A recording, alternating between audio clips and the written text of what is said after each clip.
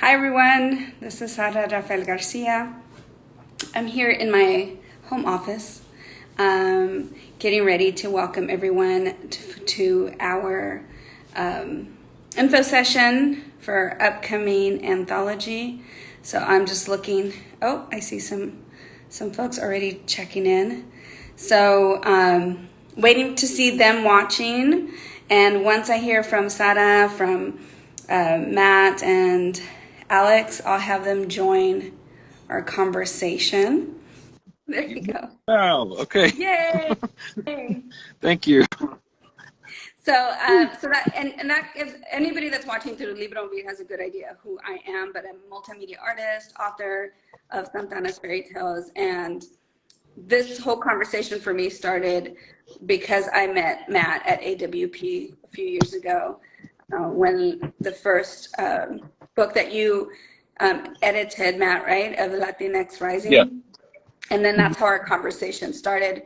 And through Matt, I met Alex, and then this year, Sara, who's one of our former contributors of speculative fiction for Dreamers. So got to meet your work on the page first, and then now meeting you visually, right? But I'll start with introduction so that everybody has an idea of the co-editors. And then I'll hand it over to Matt and Alex to keep talking about the project. So Matthew David Goodwin is an assistant professor in the Chicana O Studies Department at the University of New Mexico. His research is centered on Chicanx, Latinx speculative fiction, in particular how Chicanx Latinx writers are using science fiction, fantasy, and digital culture to explore migration. His study, The Latinx Files, Race, Migration, and Space Aliens, was released through Rutgers University Press in 2021. His research is intertwined with work as an editor and translator of fiction anthologies. He is the editor of Latinx Rising, an anthology of Latinx science fiction and fantasy, and the co-editor of the collection Speculative Fiction for Dreamers, both with Ohio State University Press.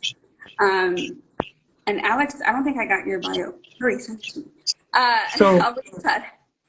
Huh? I can just intro myself really quickly. Okay. So I'm a librarian and a library director. I also I'm Cuban American, born and raised in Miami. Work in Hialeah. Hialeah is, I think, according to Wikipedia, 95% Latinx. So I've been very immersed in that culture and in that community. I love science fiction. I've always loved this. So I write science fiction and I read science fiction. Growing up, I always wanted to see more characters that look like us in the books and the movies. So that's how I met Matt. Kind of like what you said. I met Matt during the Latinx Rising, book, and then we were talking about the other anthologies since then. So I don't want to spoil too much because I don't want to steal Matt's thunder. But that's what we've been talking about now for, I want to say, 10 years. It seems that way. All right, Yep. great, thank you. And then Sara, I just want to make sure because I've never said your name out loud. It's Sara Daniel Rivera. Okay, great. Sara Daniel Rivera is a Cuban Peruvian American artist, writer, translator, and educator. Her poetry and fiction use both speculative and realist lenses to explore themes of migration, memory, and the liminal spaces between language and silence. Her drawings and sculptural installations focus on text and space as social intervention and are often developed through community-based collaborations. Her debut book of poetry, The Blue Mimes, will be published by Grey Wolf Press in 2024. Yay! Congratulations. And then, I'm really excited to host this conversation through Libromobile because sci-fi is something that we definitely carry on a regular basis, and we want to definitely engage these conversations with our community. And everybody that's listening today that's hoping either has already contributed or is hoping to meet the new extended deadline of August 15th. So Alex and Matt, you want to give us a little bit of background how this project came to be? Yeah. Well, I should say, first of all, thank you, Sarah, for setting this up. As you can tell, even though I've been on Instagram for a while, I still figure it out. At any rate, I'm so happy that this team is together, and it's such a good group of people, and I feel very lucky because of that. Latinx Rising, speculative fiction for dreamers were more or less kind of general anthologies. You know, we kind of took what we liked, what we wanted. You know, um, but Alex and I had been kind of batting the idea around for a while of doing some kind of themed anthology, or trying to see, you know, what we could come up with, and so, you know, we started thinking about this kind of like alternate utopian genre that is sort of coming out a little bit, and you know, my life sort of took over my life, and so, you know, we put it on hold for a while, but we're sort of back, and it's really exciting to get into this. The problem is that utopian fiction was originally, you know, used as a tool of genocide. You know, the Thomas More's original Utopia, you know, is set somewhere in the Americas, and it's this kind of really industrious town, city, and it's they have a kind of mandate to kill the indigenous people if they're not using the land according to their standards. And I mean, that's America. This is America. You know, it's founded on that kind of genocidal utopian thinking, and it's manifest destiny. You know, and I think that's a problem, you know, for utopian thinking, and in a way, that's why dystopian thinking and fiction and film is so important, because it kind of gets under that. Just thinking about Sleep Dealer, the Alex Rivetta's film Sleep Dealer, you know, it's is looking at well, there's a point where the manager of the factory says that they want all the work but not the workers. And that basically is the kind of American dream as it's been. So, you know, we were trying to figure out, you know, what can we do? And honestly, it's still a question. We don't know. We don't know what we're going to get. I've been kind of thinking about Sherry Moraga's play Hungry Woman. And what's interesting about that one is that, you know, she's kind of setting up not a utopia, but a kind of like a way of life. And so this is a play where the United States is broken up into different nations, and there's Aztlan, and it becomes kind of like a homophobic state. But Moraga kind of has this other state that's happening, which she calls queer Aztlan in one of her essays. But it's not really a nation per se. It's just kind of like an energy. It's a way of life, and I think that's kind of what we're after. I don't know what y'all think of that, but in a way, like looking more for a utopian impulse or a desire. I guess thinking about Jose Munoz and his kind of like thinking about utopian hope, utopian desire, and as opposed to like an institution. And a lot of utopian fiction is about kind of like the details, you know, like how are we going to create the perfect state, you know, and so that's why it's not your Papi's Utopia. That's one of the meanings of that. It's trying to kind of like, it's utopian energy, utopian desire, but not utopia per se. I think that's kind of what we're after, right, Alex? Yeah. So one of the reasons we kind of lean toward utopia as opposed to dystopia, I feel like if you've already been like ground down by the news, you know, and by Twitter and or what X or whatever it's called now, I think dystopia has won. You know, it's winning, and almost to inoculate ourselves, but also our readers and our community from that, right? So they can keep going and keep dreaming and keep, imagining a better future.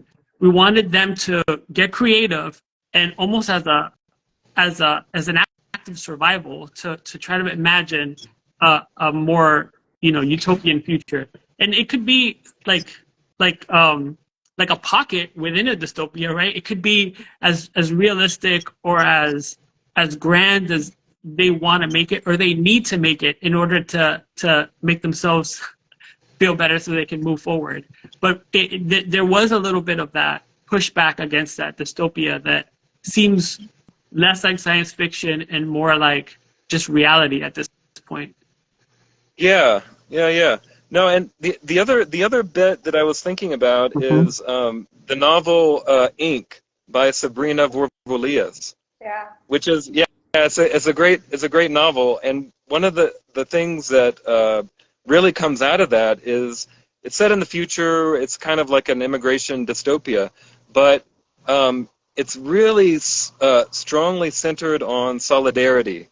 So all these different groups within this little story, they kind of put aside their differences to work together, to protest, to get the immigration laws repealed. And so for me, that energy, that kind of it's not meant to set up a utopia, but it has deep hope, deep hope that things can change, Yeah, definitely. So now that we know a little bit of the theoretical background of this, right? Like, I would like to pose a question to all of us that we can have an open conversation so that the audience has a better idea of what we want for this particular project. Because to me, that same thing, that the call to radical hope was exciting for me, because we have enough of the dystopia in our headlines and our daily lives, and even in our daily microaggressions that we face, right, as people of color or as women. So I want to know what excites you about this project, and what do you hope to receive in submissions that will be different from the past anthologies, right? And I don't know, Sada, if you want to lead this, and you're new to this part of the process of the anthology, but you're also a former contributor. Yes, I'm incredibly excited to be on this side of the equation as a former contributor. And something that excites me about this move that we're seeing away from the dystopian imaginary, because I do think this collection is part of a larger movement that we're seeing in publishing and that we're seeing in media, this reclamation of the utopian impulse, is the opportunity to imagine something different for ourselves. I think so often what we see in dystopian futures is a replication of traumas we've already experienced in a way, and that has a purpose. In many cases, we are trying to sort of expose the realities of those situations, or sort of differentiate them, put them in a new context. So it's not to say that these echoes of our present and our past don't belong in our visions of the future, or that I'm not, as an editor, interested in stories that sort of reproduce power dynamics we've already seen in our world. But I do think that it gets wearying over time, and we've sort of traversed this period of peak global dystopia through the pandemic.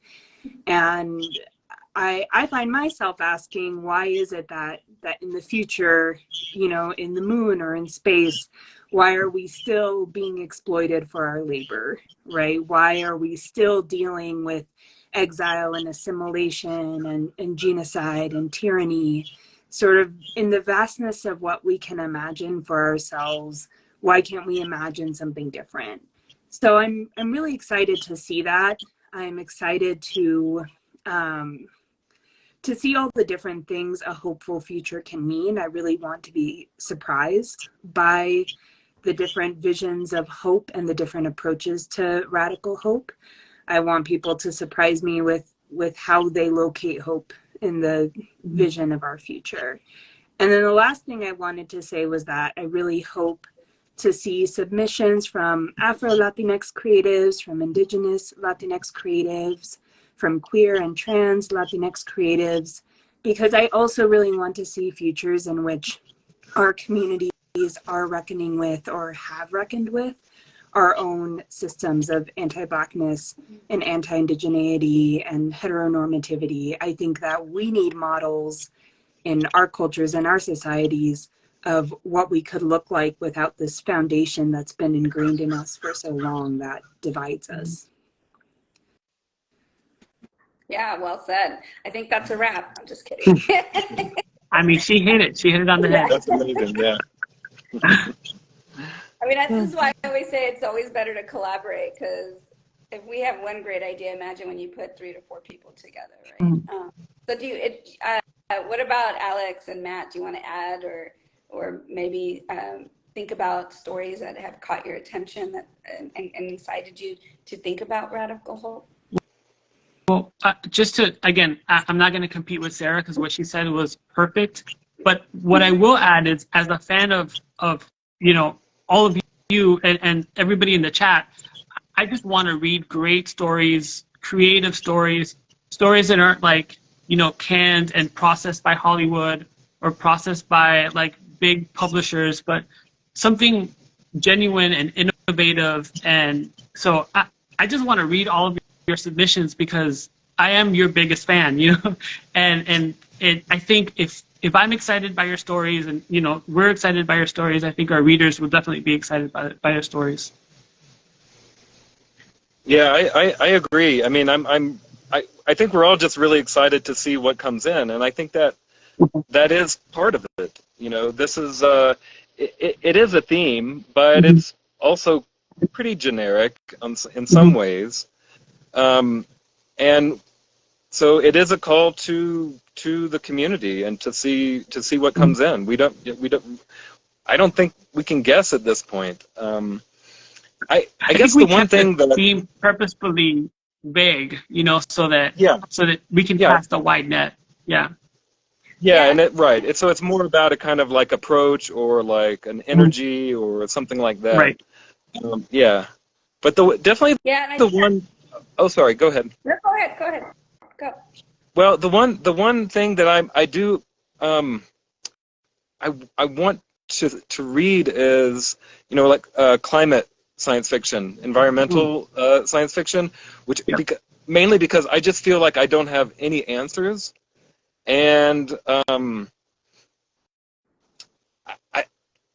maybe it's not the job of fiction to give answers to that, and that's okay as well, and but some kind of like thinking in terms of the environment, because it's in everybody's mind, it's in or in the back of your mind, it's sort of always there, and I just feel like me personally, I don't have like a good standpoint to kind of like think about my place in the environment. Yeah, I agree. I would like to, and also like taking it back, because if we're going to be playing with futurisms as well as social commentary and history, like, I mean, we have to admit that our abuelitos and our immigrant parents were doing like eco-friendly things before it became trendy, right? And now some of us are resorting that to save the planet. So I could definitely see how those storylines can come intertwined in some of these Radical Hope stories, right? Like going back to how we used to be in order to preserve our world, right? And think about like what world we want to leave in the future. I'm particularly happy that the call had said that we're accepting stories and writings in Spanish. It's like, I know none of us are speaking Spanish at the moment, but I know that we all can. And being able to read it and process in that way, because I think there's a lot of Spanish writers that sometimes feel like they're doing the extra work to translate when it doesn't necessarily sound the best in English, right? So we encourage folks. I want to read in Spanish. It would be nice to receive some Spanish submissions. But I do want to add to it, like my first Utopia that I read, and I don't know if Matt or Alex or Sada is familiar with this, but is Herland. Has anybody read that? Yeah. I always forget her whole name, but let me look it up so I can give you the Charlotte Perkins Gilman, right? And I remember when I read Herland, I was like really thrown off about this Utopia, but I also loved it. I loved it so much. And it what really started me thinking about these alternative stories and worlds. And another one that I love that is really one of the most underread Laura Esquivel books is The Law of Love. Because again, it's like a sci-fi book that most people have never read it or don't even know it exists because like Water for Chocolate really overshadowed all of the rest of her work. And then Malinche, you know. So I feel like those two books I read I think Herland I read when I was 19 and then Law and Love in my 20s at some point. And Law and Love came with a CD and that was like so beyond her time as well. So those were my inspirations for Utopia. Although Law and Love was probably a cross between dystopia and utopia, but they were both very inspiring and refreshing with the themes that they brought forward in conversation, right? Yeah, well, I wanted to say one thing about the language because I have sort of gone through the what we received already a little bit, and we definitely have a lot of submissions from Mexico, Argentina, Chile.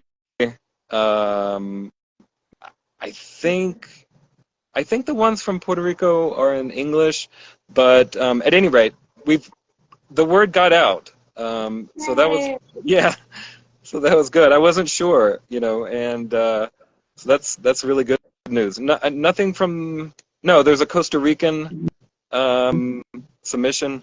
Anyway. That's so great. Yeah. Well, they still have until the 15th to get it in. Yes. Yeah, till the 15th. And you know, and so for people who submitted on the first deadline, don't feel like it's going to impact how you're processed, right? And the same thing for people who submit by the 15th. We're not reading until we're getting everything together. We're just making note of how many we had, and that's why we extended the deadline, because we want to have more. So I think it's a good time to open questions to the public. So if you do have questions, please put them in the thread. We'll continue to talk, and I know that all four of us, but at the same time, we want to answer questions from folks who might have questions with regards to the submissions or the style of writing. Anything else you all want to chat about while we wait for questions? Well, one thing I did want to add is about that. Well, I submitted early, or not early, but on time, and then we extended the submission. Like even if you rush to get to the first submission deadline, we always, at least I know I do, but you guys do too. We always get feedback, right? So if a story is great, but it needs a little polishing, we'll definitely give feedback and push it back and have you. So don't feel like you were shortchanged because you got 15 days less. If the story is great, there's still hope. We will help with the polishing. Yeah, that sounds right. And for sure, if you have a question about that, just contact us and we'll talk it through. Yeah, there is a question in the thread. It says, can submissions be in English or Spanish, or should they be in Spanish? No, we're accepting English and Spanish and code switching and trans-languaging and Spanglish. I mean, my native language is Spanglish, so, We're accepting Chicana Spanish, Peruvian Spanish, Cuban and Puerto Rican Spanish. We're covering all the Spanishes. Any other questions? We got shout outs from Luis, who's also the handles El Man's Bag. Thank you for all that that you folks do. Hope you find what you all need. Much love. And I know they mentioned earlier that they submitted a piece that was inspired by Octavia Butler. So. Nice.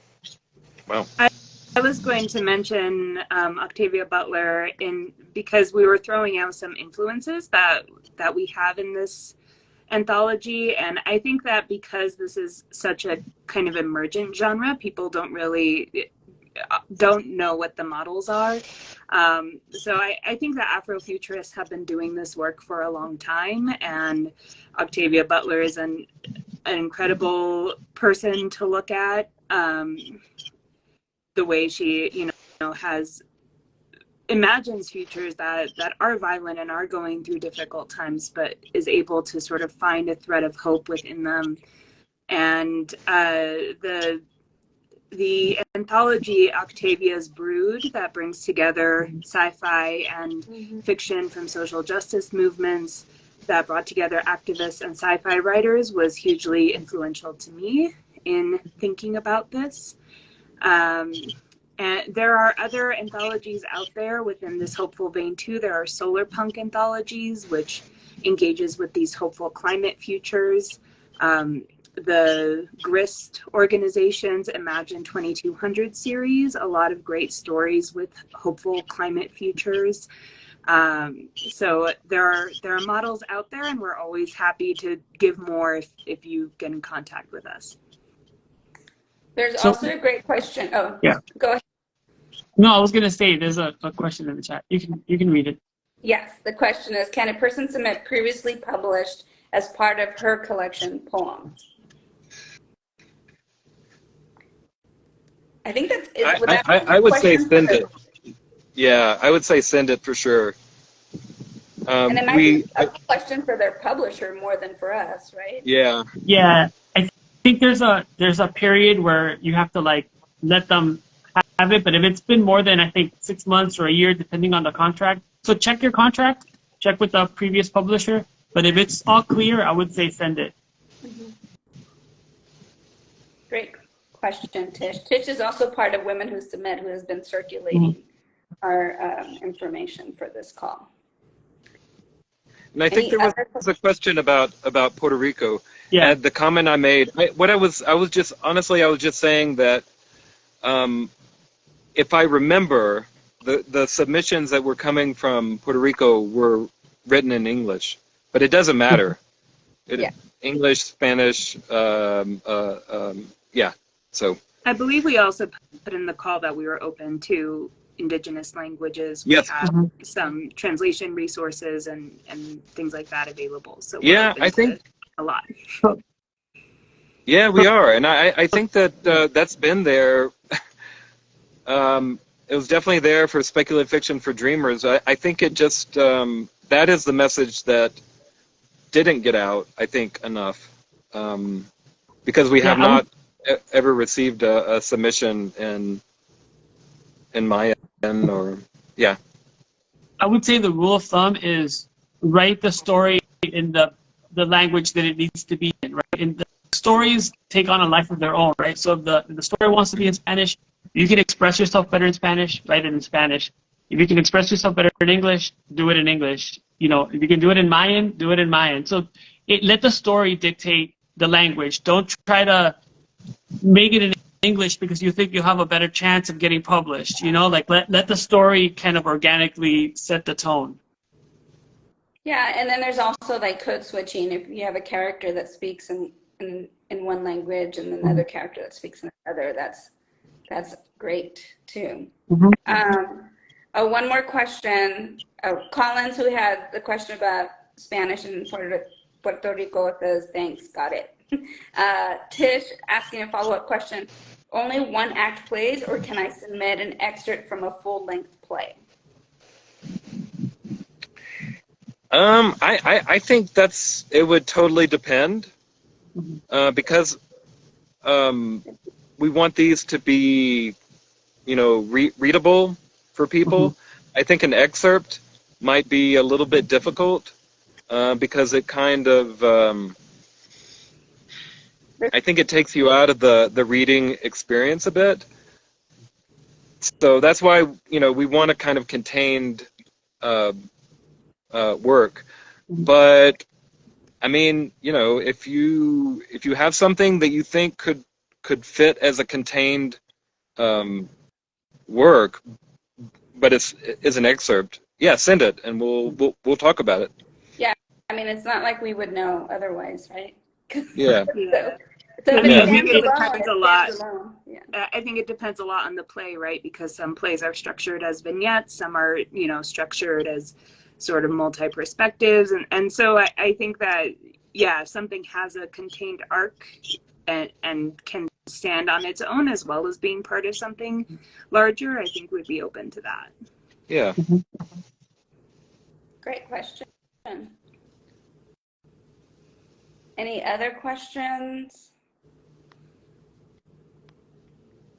Or if we want to ask ourselves any questions that we think people might be wanting to hear.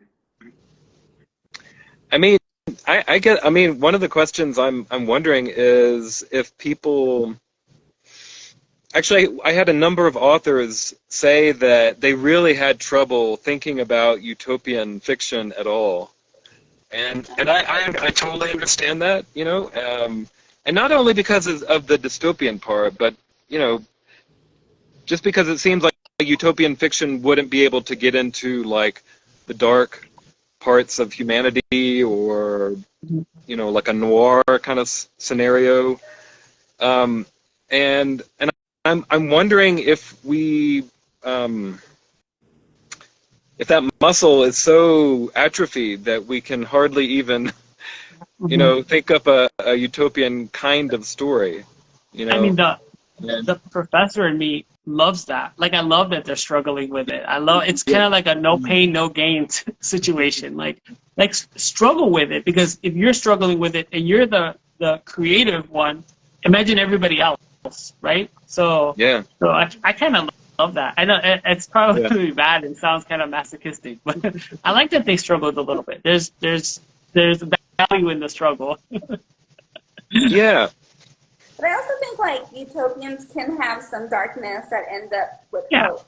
So like, I think that's something that asks with like, what is the final message? That it's sometimes you have to get dark before you can show some light and hope, right? I mean, we've all had it, and look where we're at in life, right? Like, so I think that's a great point to bring up.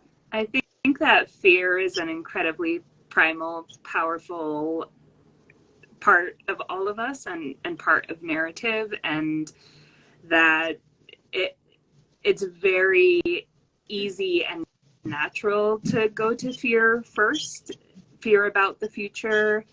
And we have so many more models for those kinds of stories. They've been so prevalent in literature, global literature, for so long, and in global media, in movies, and you know, video games and everything. So I understand too, like, people can get hung up on the word utopia, right? On the idea of perfect society rather than society still in flux, or still striving for something better. Because we have had for a long time, even in dystopian fiction, a thread of hope. What Tom Moylan called the critical dystopia. So many stories we've been seeing for the last 20 or 30 years tend to end with a thread of hope, even if that hope is tenuous or ambiguous, or it's just a road out of whatever situation we're in. So stories exist that have that thread of hope, and I guess we're trying to make that thread more prevalent in these stories and see if we can expand the middle. And one of the things that I think about when people say things like, writing a utopia is hard because the perfect society, but humans are humans, right? People were people 5,000 years ago, and they're going to be people 5,000 years from now. You know, we survived the climate thing. So even if the society is perceived, right, by some members of that society as perfect, there's still going to be interpersonal drama. There's still going to be human emotions coming into play. So you can still write like kind of those like darker elements of human nature in a utopia, right? Because human nature is still going to be human nature, unfortunately. But that's where the fuel for the story, right? Like the story dynamic is going to kick in. And you know, that kind of reminds me of a story from Speculative Fiction for Dreamers, the Flowers Through Concrete, you know? And the idea that it's quasi-utopian, you know, it's kind of like a rural family story, but in the background is like utter destruction. You know, there probably was a nuclear war or something. You know, and so that's another way of thinking about it, is coming out of these horrible, you know, uh, you know, destructive moments. You know, is there a way to move forward and figure out some hope out of that? So that's another way of thinking about it. You know, it doesn't have to be a kind of like floating in the sky utopia, but something that grows out of death and destruction. Yeah. So Alex, you got a shout out. It said very kung fu, Alex, when you were Oh, talking. that there's value in the struggle. Yeah. That's probably what it was. It's a Google. And then we did get a question if it was, are we recording this and will it be posted somewhere? And like, yes, we're on IG Live now, but it gets downloaded to IGTV and it'll live in Libro Obeid's IGTV section. So, and then therefore people can share it and rewatch it if they want to. All right, anything else should we add? I wanted to say, in response to what Matt was talking about, that sometimes I think it helps to start with something as simple as a question that you have about the future, a what if this happened, and more than often, like more often than not, the answer will be really complicated. And you'll probably end up with kind of a complex world that you're exploring. But I think that this hopeful impulse begins so often just with the willingness to ask these questions about our future. I think a lot about how in 2020, 2021, a lot of people here in the US were kind of learning about abolitionism for the first time, even though abolitionists have been doing anti-prison work for so long, and how in kind of the public consciousness, even just this question of what would a world look like without prisons was something people weren't even willing to ask, right? Because it was something that they hadn't known. And so I think that a real power of these kinds of stories is taking that first step of asking and imagining and seeing where that can take us. Sometimes that can be done in a pivot, right? We don't have to say these things didn't exist in the past. There could definitely be reminders of this history, of this moment when we did live like that, right? And then we have this other world and becomes like almost like a parallel universe, right? Yeah. I mean, I guess, you know, the other part is, you know, every social movement has some utopian energy behind it, you know. And I feel like the movements of the present, many of them lack that part, you know, and maybe with good reason. But I think it's so central to the movements that have changed things in the past that it's worth, at least looking at again and asking the question, the basic question about it. Even Aztlan, you know, the Chicano nation is, despite its problems, it has that kind of like utopian ideal behind it, you know. Yeah, The civil rights movement. I mean, so. Yeah, I love that comment we got on formerly known as Twitter, where somebody retweeted our stuff and said, "Oh, I wonder if I can finally submit that non-Aslan story." And I was like, "Yeah, I want to read a non-Aslan story." Yeah, totally. Yeah. I just wanted to say that I feel like we've been talking a lot about stories, so I want to reiterate that this is an interdisciplinary anthology and that we are taking plays and poems and graphic arts, and something like a poem, you know, doesn't have to be, maybe you don't have to grapple with this question of, you know, how do I create a narrative of hope? Maybe you create just a vision or a moment or a glimpse of hope, and that can be enough. So yeah, thanks for sharing that, because some of my favorite pieces also in speculative fiction for dreamers is the poetry. Mhm. There's a lot of poetry and speculative fiction for dreamers, and I think we have 3 comics in it as Yeah. well. Latinx Rising has one like photonovela. So yeah, totally. We want that.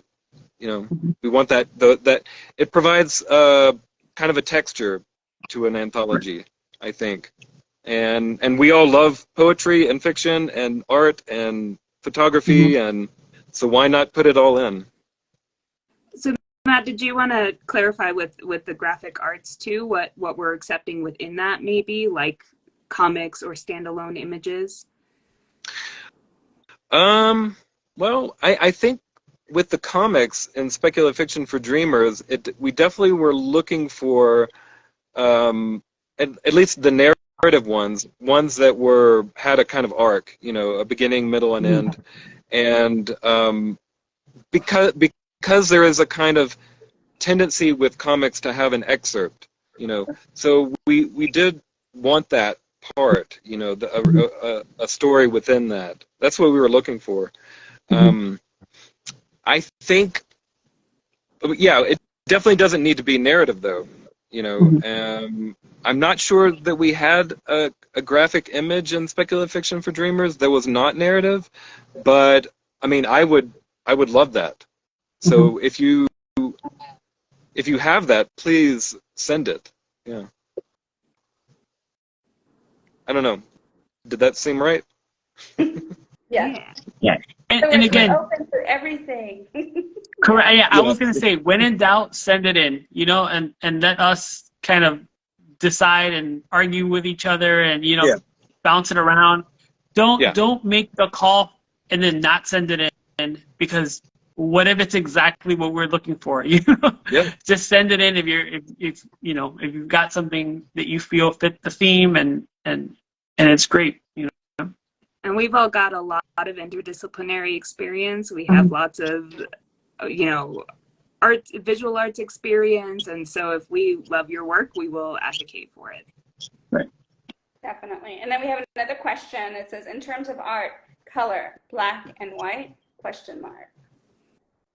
Well, I mean, from my perspective, like we definitely would lean toward black and white, because these anthologies, they happen through at least the first 2 through Kickstarters, and you know, the first time published through an independent press, and a very small independent press, and then academic presses, university presses.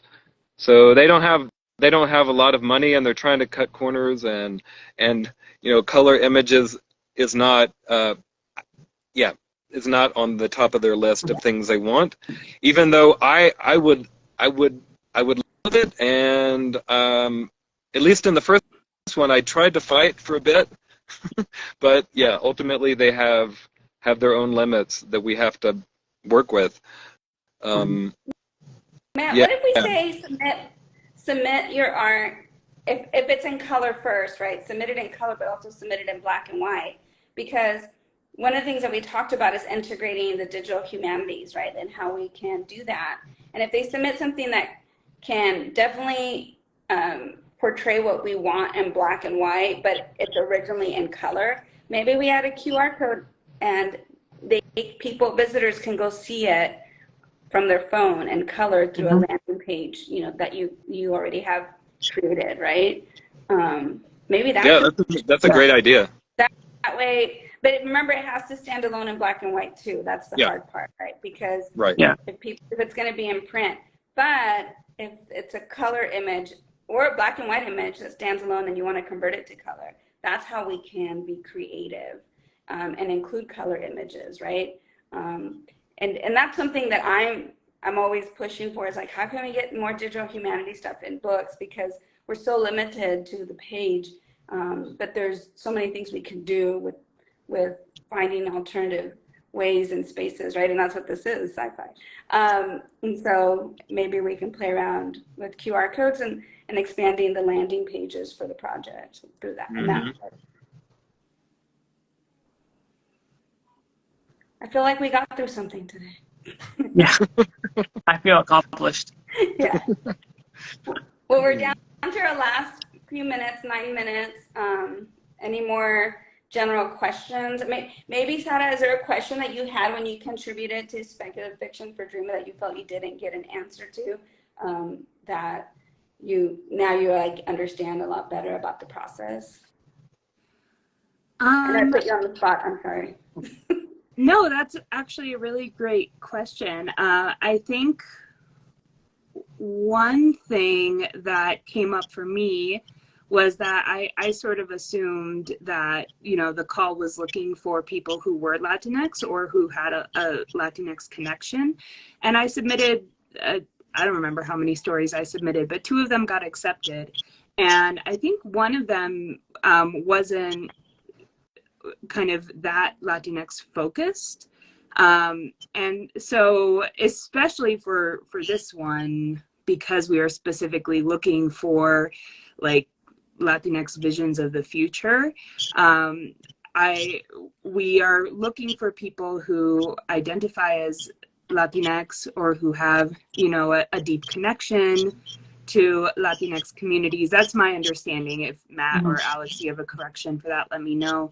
And I think that we're really going to be looking for stories that center the Latinx experience in the future. Yeah, I mean, I think that's a big issue, a big topic for discussion, which we probably can't go through it all. But I definitely, I mean, for me, the first step in is it's about the people, you know, more than anything. And if their vision is a particular way, then that's their vision, you know. And I would lean toward like the artist or author in terms of identity, and what that looks like is their creative decision, you know. Yeah, I agree with that, Matt. I think that's the best way to put it. It's like, I don't think we always have to talk deeply about our culture, right? Like in our writing, because I definitely don't want anyone to feel typecasted, because I felt that before. But it definitely is more about the connection from the writer versus the writer's characters or the writer's style of writing, right? And that's what's more important to me, because we don't always have to write about our culture to be writers, right?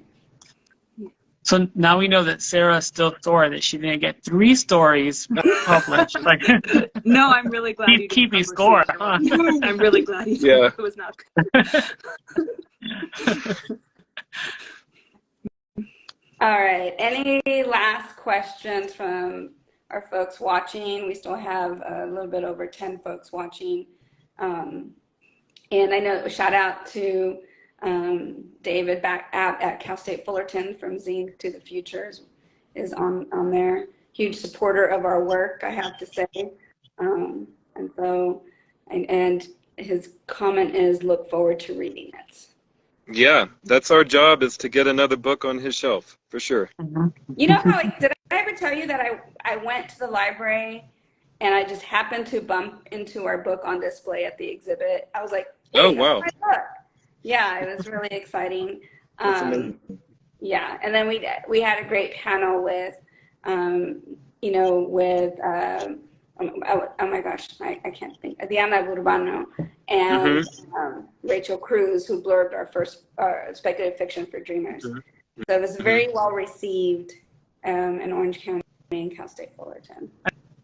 I mean, just one thing, and I don't know if I should be admitting this, but whenever I go into random libraries, I find your book and I put it on display, even though it's not my library.